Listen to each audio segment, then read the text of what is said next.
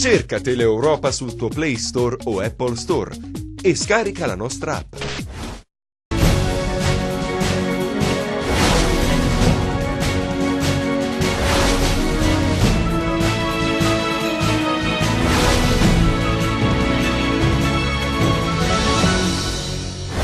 Si infiamma il dibattito politico sui debiti contratti dal primo cittadino di Cosenza. Il gruppo consiliare del Partito Democratico incontra la stampa e attacca.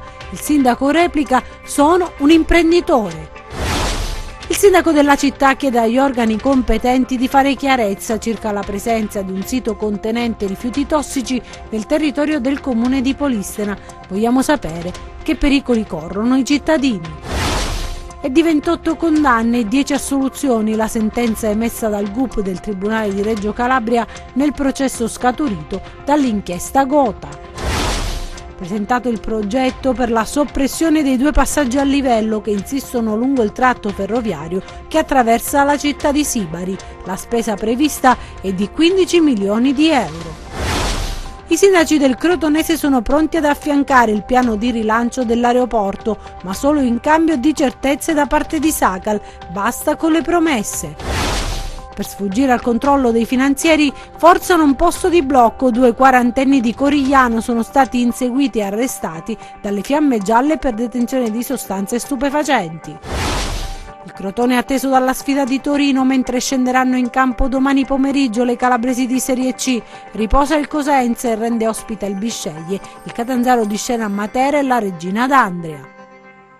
Buonasera ad Anna Franchino, benvenuti a questa nuova edizione in diretta del nostro telegiornale. In apertura parliamo di politica perché venerdì è stato molto atteso a Cosenza per il confronto a distanza fra Guccione e il sindaco Mario Occhiuto. I cittadini rischiano di pagare i debiti del sindaco. La denuncia è della Grande Cosenza, il gruppo del Partito Democratico a Palazzo dei Bruzzi, che punta l'indice anche sulla burocrazia comunale. In una conferenza stampa questa mattina ha chiesto attenzione sul caso e il rispetto delle regole. Ci racconta tutto Rosalba Baldino, sentiamo.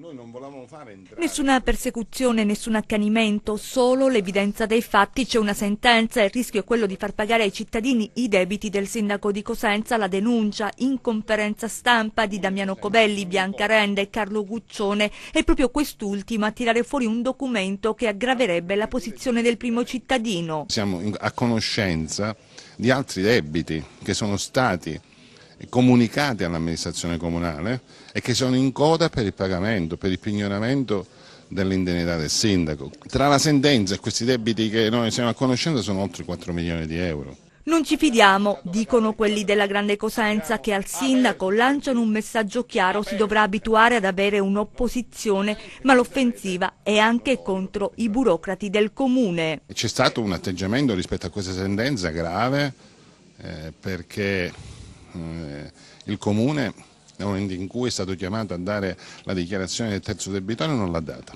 ed è un obbligo. Non si è presentata all'udienza l'amministrazione comunale e questo ha permesso che il comune da terzo debitore diventasse il pagatore dei debiti personali di Occhiuto. Guccione ricorda inoltre che negli ultimi 7 anni Palazzo dei Bruzzi ha accumulato un debito pari a 19 milioni di euro. Lo scenario, quello che lascia intravedere, è il possibile dissesto. Il quadro è di grande preoccupazione e le richieste sono precise. Ognuno faccia il proprio dovere. Fino ad oggi l'amministrazione comunale di Cosenza, la burocrazia non ha fatto il suo dovere ed è stata compiacente col sindaco e siamo arrivati in questa situazione. Noi chiederemo rispetto delle leggi. E Biancarenda infine ad annunciare la presentazione di un ordine del giorno in Consiglio Comunale affinché il sindaco Occhiuto possa pubblicamente chiarire la sua posizione. E il sindaco di Cosenza ha convocato la stampa per riferire sulla situazione economica del comune, anche sulla sua posizione personale. Io sono un imprenditore, ha detto, sentiamo. La verità e le menzogne, questo è il titolo della conferenza stampa indetta dal sindaco di Cosenza Mario Chiuto, il primo cittadino supportato dalla sua squadra di governo e dalla relazione dell'assessore al bilancio Luciano Vigna, ha voluto fare chiarezza in merito alla situazione debitoria del comune e sulla sua posizione personale a seguito degli attacchi che ancora una volta lo hanno visto bersaglio prescelto di una parte della minoranza. Intanto il comune di Cosenza lo abbiamo trovato con un dissesto dichiarato dalla Corte dei Conti nel 2011 e abbiamo operato facendoci approvare un piano di risanamento e riducendo di moltissime le spese, quindi questi signori dovrebbero vergognarsi perché hanno indebitato il comune per 180 milioni di euro che in questi anni grazie a questa attività abbiamo circa 600 dipendenti in meno, abbiamo speso il personale per 12-13 milioni in meno di euro all'anno che non gravano sul bilancio, abbiamo utilizzato molte risorse strutturali, grazie a questa attività il Comune oggi è sulla via del risanamento. Per quanto riguarda la mia questione personale vorrei dire che ogni volta a 24 ore dal voto viene strumentalizzata in modo così vergognoso, cioè è una cosa che non c'entra assolutamente nulla con il Comune, qui stiamo parlando dell'ignoramento di un quinto dell'indennità del sindaco, come è avvenuto in tante altre parti d'Italia, anche a Napoli con De Magistris, ci sono qui consiglieri comunali che hanno il quinto che è accantonato nel Consiglio regionale, quindi si aprirebbe una questione nazionale più che altro. Su attività mie personali, io voglio precisare che sono stato uno dei primi contribuenti in Calabria per decine di anni, quindi ho lavorato al contrario di questi fannulloni che non hanno mai fatto nulla e quindi ho delle pendenze che sono relative fra l'altro a contenziosi, che ci sono anche importanti su crediti che devo ancora ricevere, ma che non hanno niente a che vedere col Comune. Il Comune non ha pagato mai nulla, mai pagherà nulla e se dovesse esserci qualche problema ne risponderò personalmente, ma riguarda la mia indennità, il quinto o tutta la mia indennità che non ha assolutamente nessuna relazione con quello che questi signori ogni volta che ci sono le elezioni strumentalmente cacciano fuori. Lasciamo la politica, torniamo invece a parlare dell'allarme lanciato dal primo cittadino di Polistena sulla presenza di rifiuti inquinanti sversati in Calabria, anche nel territorio del comune Reggino. Il sindaco Tripodi chiede alle istituzioni di fare chiarezza sulla vicenda. Vediamo. Ieri l'allarme lanciato dal sindaco di Polistena Michele Tripodi su un rapporto redatto dall'Istituto Superiore di Sanità dove emergerebbe che alcune zone indicate in Calabria sarebbero stati sversati rifiuti inquinanti con conseguente contaminazione dell'ambiente circostante. Tra queste esisterebbe un sito nel territorio del comune di Polistena ad alto rischio, indicato tra i 18 più pericolosi documentati nel rapporto. Oggi l'amministratore polistenese puntualizza e chiede chiarezza alle istituzioni. Ho assunto l'iniziativa di scrivere direttamente al Ministro della Salute e al Governatore regionale della Calabria affinché abbiamo e soprattutto i cittadini possono avere contezza della situazione, perché quando ci sono notizie che potrebbero avere delle ripercussioni sulla salute delle persone, io credo che sia il dovere di ogni persona che ha dei ruoli nelle istituzioni e responsabilità a preoccuparsene e cercare di risolvere ove possibile la problematica. Quindi noi attendiamo che ci sia una risposta e soprattutto che ci sia un'indicazione precisa, perché non si può parlare genericamente di rifiuti inquinanti o contaminanti o di siti ad alto rischio. Bisogna capire dove si trovano, se ci sono eventuali responsabilità e soprattutto bisogna pensare a come bonificarli ove vengano riscontrate queste problematiche. Torniamo invece a parlare di cronaca. Per il processo Gota regge in primo grado l'impianto accusatorio. Il GUP di Reggio Calabria ha condannato 28 persone coinvolte nell'inchiesta della direzione distrettuale antimafia sull'esistenza a Reggio di una cupola mafiosa imprenditoriale. 10 invece le assoluzioni. Sentiamo.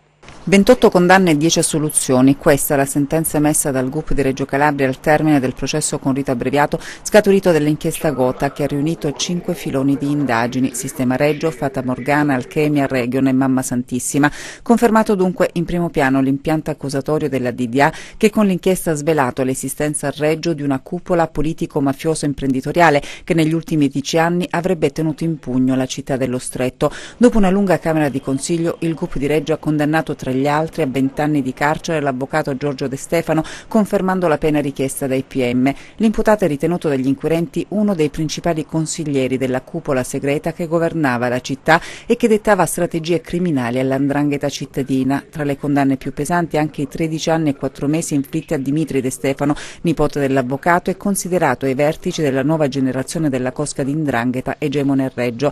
E ancora il GUP ha condannato anche l'ex sindaco di Villa San Giovanni Antonio Messina a 3 anni e 4 mesi di carcere. La sentenza di primo grado dunque ha confermato la tesi sostenuta dall'accusa relativa all'esistenza di un'associazione segreta che avrebbe agevolato l''ndrangheta, una cupola che avrebbe determinato i destinatari dei fondi statali e regionali, i beneficiari degli appalti pubblici e che avrebbe anche deciso le carriere politiche. 70 complessivamente le persone coinvolte. Il processo con rito ordinario è ancora in corso per 32 imputati. Tra loro spiccano i nomi dell'avvocato Paolo Romeo e dell'ex senatore Antonio Caridi. E adesso vediamo la nostra rubrica dedicata alle brevi. Hanno forzato il posto di blocco, tentando di sfuggire al controllo dei finanzieri di Monte Giordano, che li hanno inseguiti fino a Roseto Capospulico, dove il mezzo, con a bordo 2 quarantenni di Corigliano, è uscito fuori strada. In auto sembrava non avere niente di particolare, ma il pastore tedesco Mac ha fiutato qualcosa sotto il paraurti posteriore, dove erano celati 2 panetti di hashish per 200 grammi di sostanza. Le fiamme gialle hanno arrestato i 2 uomini in flagranza di reato. Avevano rendicontato 300.000 euro di spese per la propria azienda agricola, ricevendo 2 contributi POR per 184.000 euro, ma le spese, secondo i finanzieri del nucleo Polizia Economico-Finanziaria di Crotone, sono state sostenute fittiziamente, certificate con l'uso di fatture per operazioni inesistenti, false dichiarazioni liberatorie e lavori edili svolti in economia in un'azienda agrituristica. I finanzieri hanno messo sotto sequestro magazzini, un immobile e rapporti bancari per un valore di 177.000 euro a carico dell'amministratrice di un'azienda agricola di Strongoli e del padre sessantenne. Le prostitute ruotavano di città in città, spostandosi tra Napoli, Potenza, Brindisi e Cosenza. A gestire l'organizzazione che forniva le stanze negli appartamenti, il trasporto, l'accompagnamento ai luoghi di lavoro e la pulizia delle stanze era una donna di 35 anni di Napoli che riceveva 50 euro al giorno da ogni ragazza o trans provenienti per lo più dal Sud America in cambio dell'assistenza. I carabinieri della compagnia di Potenza hanno consegnato gli avvisi di conclusione delle indagini a 19 soggetti indagati per associazione a delinquere finalizzata allo sfruttamento della prostituzione. La Polfer di Villa San Giovanni ha arrestato un cittadino di origini tunisine e nazionalità francese di 39 anni che, dopo aver prelevato un minorenne connazionale da un centro di prima accoglienza di Agrigento, era diretto in Francia. L'arrestato, responsabile del reato di favoreggiamento dell'immigrazione clandestina, è stato associato alla casa circondariale di Arghillano. E a proposito di cronaca, una notizia che arriva da Catanzaro, dove per favoreggiamento della prostituzione, questa è l'accusa contestata ad un italiano di 36 anni, proprietario di un immobile nel quartiere Lido di Catanzaro. Secondo quanto emerso nel corso di un'indagine condotta dagli investigatori della squadra mobile del commissariato di Catanzaro Lido, l'abitazione veniva ripetutamente data in affitto per brevi periodi, ciascuno della durata di circa 10 giorni, a donne diverse di nazionalità straniera che svolgevano l'attività di prostituta. Nella casa vi era un continuo via vai di clienti attirati dalle inserzioni che le donne pubblicavano su internet. Il proprietario, secondo l'accusa, era pienamente cosciente e consapevole di trarre un vantaggio economico non dalla locazione pura e semplice, bensì dalla partecipazione ai guadagni dell'attività di prostituzione, al punto di lucrare una lauta pigione. Nell'ultima circostanza l'uomo aveva concesso in locazione un'abitazione ad una giovane pretendendo il pagamento giornaliero di ben 25 euro. Parliamo adesso invece dello scioglimento del Consiglio Comunale di Cassano allo Ionio, concessi dal TAR 2 mesi di tempo al Ministero per la consegna dei documenti che hanno determinato la fine anticipata della legislatura. Isabella Roccamo, sentiamo.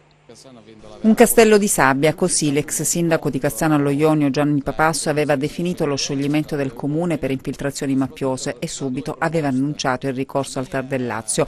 Ebbene, adesso il Tribunale amministrativo regionale ha concesso al Ministero dell'Interno 2 mesi di tempo per depositare in tribunale tutti gli atti che lo scorso dicembre hanno portato allo scioglimento dell'ente. L'ex amministrazione comunale di Cassano contesta proprio il decreto del Presidente della Repubblica con il quale è stato disposto lo scioglimento e tutti gli atti precedenti allo stesso. In sostanza, nel ricorso si chiede che venga annullato il decreto di sospensione degli organi istituzionali notificato a sindaco, giunta e consiglieri comunali. L'ex amministrazione dunque respinge con forza il quadro delineato nella relazione del Viminale in cui si parla di elementi concreti, univoci e rilevanti sui rapporti tra amministratori e cosche locali e di un uso distorto della cosa pubblica. Adesso dunque il Ministero dovrà fornire tutti gli atti al TAR. L'udienza pubblica per la discussione del ricorso è fissata per il prossimo 21 novembre.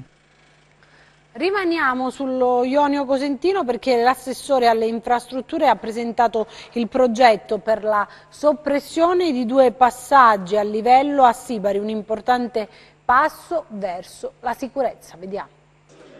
Il progetto esecutivo per la soppressione di 2 passaggi a livello a Sibari è pronto. Lo ha presentato l'assessore regionale alle infrastrutture Roberto Musmanno, alla presenza anche dei rappresentanti di Rete Ferroviaria Italiana e del comune di Cassano Ionio. Si tratta di un'opera molto importante per il territorio, visto che ricade in prossimità di un punto con grandi flussi veicolari che, intersecando 2 linee ferroviarie, determinano situazioni di traffico molto intenso, soprattutto nel periodo estivo. Il progetto prevede la costruzione di diverse opere viarie, tra cui alcuni cavalcavia, per una spesa di circa 15 milioni di euro, ricadenti nell'investimento totale di 477 milioni relativo ad un protocollo d'intesa tra Regione Calabria, Ministero delle Infrastrutture e Rete Ferroviaria Italiana per l'ammodernamento della linea ionica. Sono in tutto 94 i passaggi a livello da rimuovere sulla linea ionica per aumentarne la sicurezza. Il nostro obiettivo,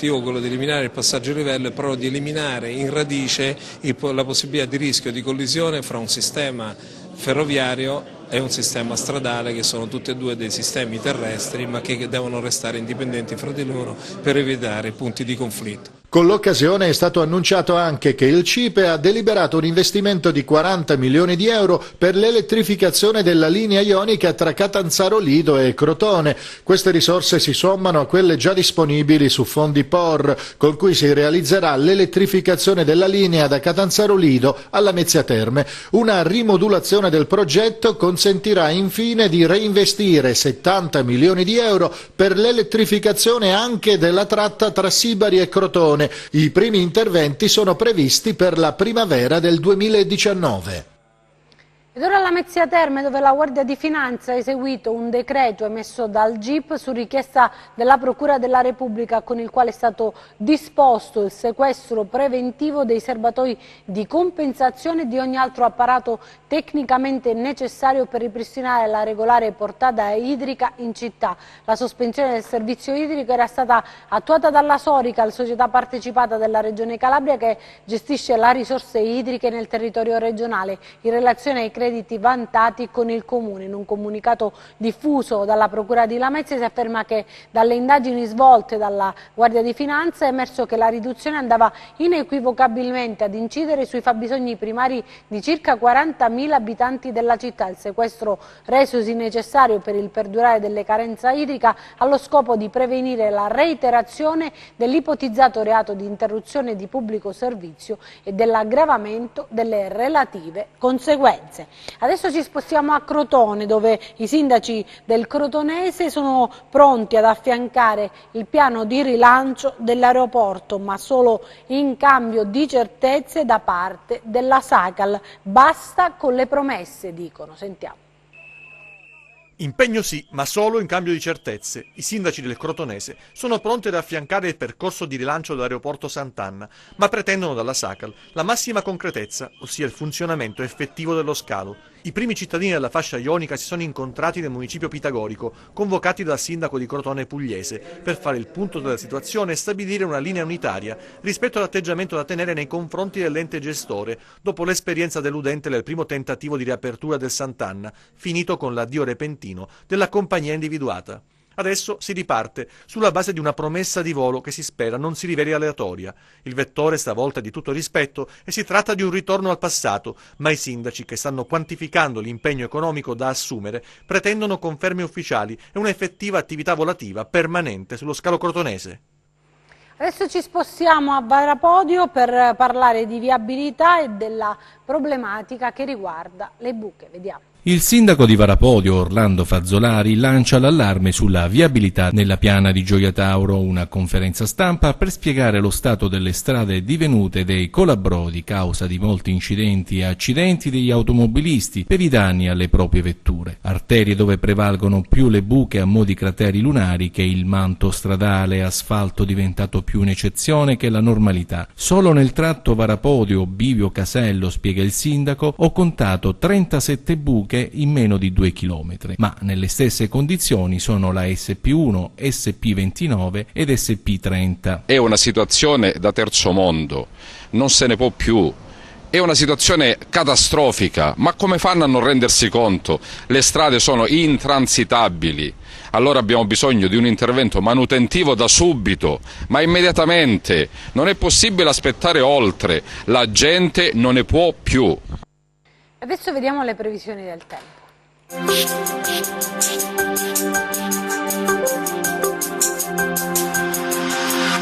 Ben ritrovati allo spazio delle previsioni del tempo a cura di meteoincalabria.it. Archiviata la fase di clima freddo che ha interessato la nostra regione nei giorni scorsi e favorito nevicate a quote molto basse sulla Calabria settentrionale, è iniziato la giornata di ieri un deciso rialzo delle temperature, favorito dall'arrivo di correnti miti provenienti dal Nord Africa. Dalla giornata di sabato una nuova perturbazione pilotata da un profondo vortice di bassa pressione presente ad ovest della Gran Bretagna causerà un nuovo peggioramento che interesserà principalmente i versanti tirrenici ed interni della Calabria, sempre in un contesto di clima mite considerato il periodo. Passiamo alle previsioni in dettaglio per la Calabria. Sabato, al mattino sui versanti tirrenici ed interni, cieli poco parzialmente nuvolosi, ma con deciso aumento della nuvolosità nel corso della giornata e con piogge sparse. Altrove cieli poco parzialmente nuvolosi, temperature stazionarie sempre in un contesto di clima mite. E adesso analizziamo lo stato di mari e venti. Sabato il Mar Tirreno molto mosso e agitato, con venti moderati di direzione occidentale. Il Mar Ionio mosso ad esclusione nel Golfo di Corigliano, che risulterà poco mosso con venti deboli dai quadranti meridionali. Ed infine, prima di salutarci, vi ricordo che oltre al nostro sito web www.meteoincalabria.it potrete seguirci sulla nostra pagina Facebook Meteo in Calabria. Per la puntata odierna è tutto, grazie e arrivederci al prossimo appuntamento. Bene, anche per noi è tutto, io mi fermo qui, grazie per averci seguito e buon proseguimento con i nostri programmi, arrivederci.